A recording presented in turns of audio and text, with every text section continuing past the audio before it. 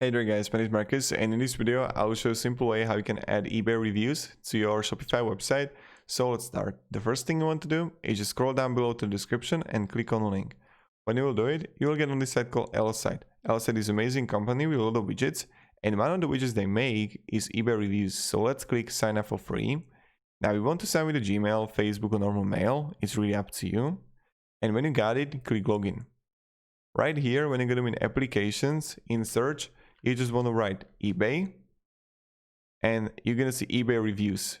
So let's create a widget. Now right here, you can go with a carousel, or you can go with a normal one, or you can go with a slider. You can really choose which one you want. I'm going with a reviews widget, continue with the template. Now you just add here the link, your URL of the product, filter sorting, total numbers of reviews. We can go like with a 5, and heading, like you can change literally everything. When you're gonna click on layout, you can also change the layout to like carousel or whatever. And then on review, you can edit what is going to be shown, right? Then just click save here.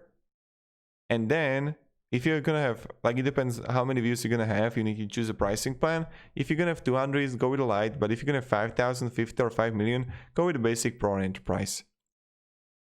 So I will choose the Lite first. And now let's just copy the code here. And what you want to do is simply add a section, custom content, select,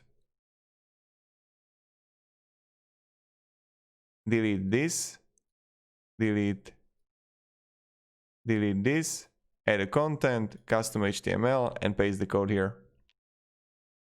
And change the container width to 100% to be centered on the middle. And this is how we can simply add eBay ratings in Shopify.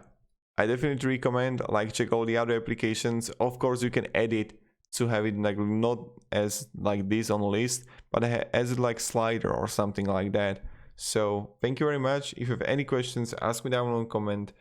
If this video was helpful, you can support me and subscribe. And that's pretty much it. So you can just remove the custom, and yeah. Have a great day and goodbye. There are many applications that you can use. Yep. See ya.